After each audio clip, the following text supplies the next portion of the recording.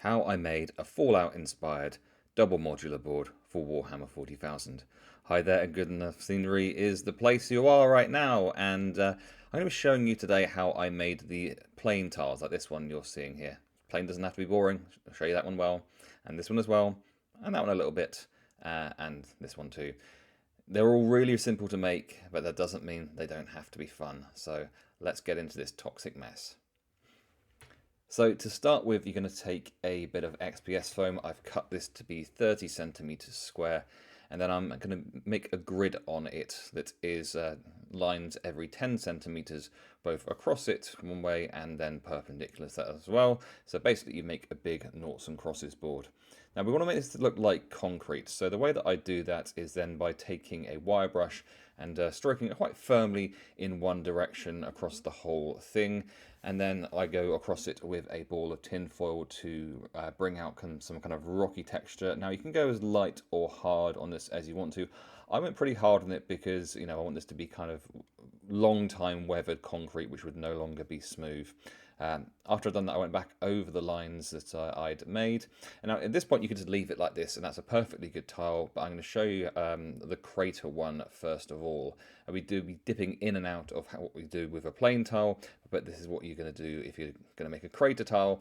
So I just slashed across it at kind of random direction and then broke it into pieces as you're seeing here. And this was going to form the kind of main structure of the thing. So there's going to be a hole there like that, and then some raised bits of concrete in it. So I did the same kind of technique of just slashing across it with a knife and then breaking it into pieces, and this would form the rubble that is going to fill up that. But, you know, if it's broken up, it's going to have to look a bit more wrecked. So I took the edge of my steel rule and just ran it across the very straight edges, which should definitely not look straight if it's broken up into pieces. And it ended up looking a little something like that. But, you know, if it had broken up, it needed some cracks. So I just went across it with a biro quite randomly, adding cracks here and there and everywhere, just wherever I felt like it would be sensible. And then cutting a couple of other chunks out of it because it just felt a little bit too kind of geometric, shall we say.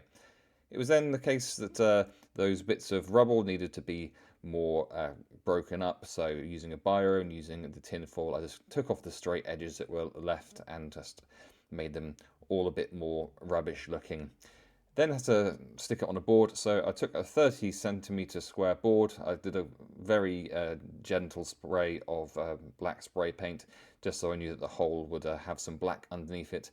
And then I used some instant nails to put the pieces down. Now I'm not using a hot glue gun here because it's important that you're going to be accurate when you're making a modular board. So you don't want, you want a good chance to get it right. Instant nails isn't actually instant, whereas hot glue gun more or less is. So just kind of putting some stuff down and then just lining it all up with the sides, and then I put a couple of pieces in the middle just to kind of bulk out where the rubble was going to be risen up from. Now it's on to painting. So I took some brown paint that I had already and I started mixing white into it, and I appreciate that this kind of base colour may look a little bit strange, but trust me, it's worth doing. I mean, you end up not seeing it so much, but then if you look closer, you do see the details of this creamy browny colour coming out. So I quite like to do it, but it isn't actually necessary. You could just do a white dry brush across the whole thing and not bother with any of this other painting. It's good enough scenery. You do what you feel is good enough for you. Now, if you're just making the plain tiles like these ones here, then you do exactly the same thing. So full coat of that kind of light brown creamy colour. And then on top of that, once it's dry, you're going to go with a grey.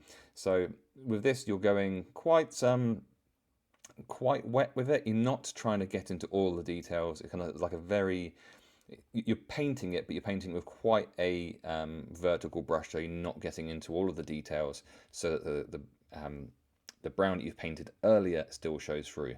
Then I kind of spattered like black drops in random places and just kind of mix this in with the still wet grey paint just to create some random lighter grey, darker grey across the whole thing, before then going on and doing the grey paint on the rubble bits. So doing exactly the same thing with a grey overcoat if you're doing a plain tile. So that's what happens with that. So I just want to show you the before here for the dry brushing, because I think sometimes it's not obvious, and in the light that I was doing, it's quite early in the morning, you can't really see it as well as I'd like to. But going to dry brush in white the whole thing. The white kind of loses a bit of its colour, so white is the one to go for rather than light grey, or was in my case. But just generally loading up the brush and keeping it perpendicular. So this is the before again, and then I'll show you the after, so you can see how much of that detail just pops out just by doing that quick dry brush. And then obviously you have to do it on the rubble as well. There's a theme developing here, have you noticed? Now, if you're just making the plain tiles, I just want to show you how to attach things. So 30 centimeter board, 30 centimeter MDF, instant nails in between, squidge it down, line it up, and that is literally it. You can put some weight on top of it just to hold it. Now, you don't have to, if it's just a plain board, you don't have to be entirely accurate. So this board is about 29.5, and that meant it doesn't matter if it's not up to the edge, you just don't want the wooden edge overhanging. Then back to the creator tile. Here we have my glue gun, and I just stuck down these bits of rubble in random places where I felt it looked good. I didn't really have a plan, I just kind of made it up as I went along, as I quite often do when I'm making scenery, and it ended up looking like that, which I was pretty pleased with. So, but it needed just a little touch more, so I added a couple of different things. So starting with this strong PVA glue, I went on a few places with this, and this was where some bigger rocks or bigger bits of rubble would be forming, which I'm going to use, literally use stones for, and then I spread it out a little bit with a brush. Then I took some normal PVA and went on a few other places, keeping in mind exactly where I'd put the stronger PVA, because that's where I wanted to put down. These are small stones, so just little piles of small stones where the strong glue was, just wherever I felt, I tended to put that where I felt like they might be. Didn't, again, really have a plan, just kind of made it up as I went along. Another theme developing. So just chuck that down wherever I thought was right. And then on the rest of it, you're going to put, well, what I put down was grey stone flock, which is this stuff here. Chucked it into a little container just to make the sprinkling out a little more accurate, but essentially just sprinkled it all over the whole thing, and then finished up by soaking the whole thing in a mix of PVA glue and water, just to kind of really soak it down. Now, if you want to go crazy with this, you can make a hole like I did with this one, chuck some broken pipes in.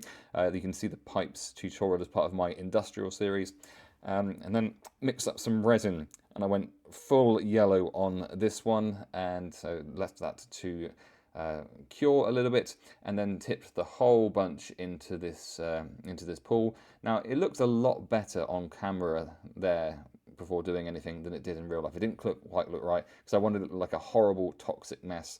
So I started dripping different colours in. Jazz became interested at this point, so she joined in, and I just chucked all these down. So I think I put in a flesh colour, a yellow, an orange, and then a kind of light brown.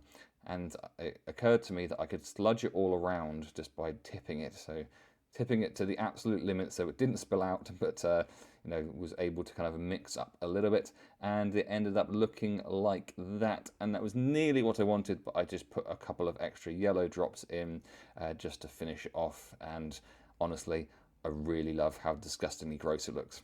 So that's how you make plain tiles for the double modular board. The sewer outlet, the river tiles, the road tiles, all of the other tiles I will show you in the future. If you've enjoyed this, then please hit the like button. Please subscribe to the channel. There's some awesome scatter terrain coming as well, which I haven't made yet at the time of recording, but hit the notification bell so you know when those videos come up, and I will look forward to showing you a new video soon. Blech.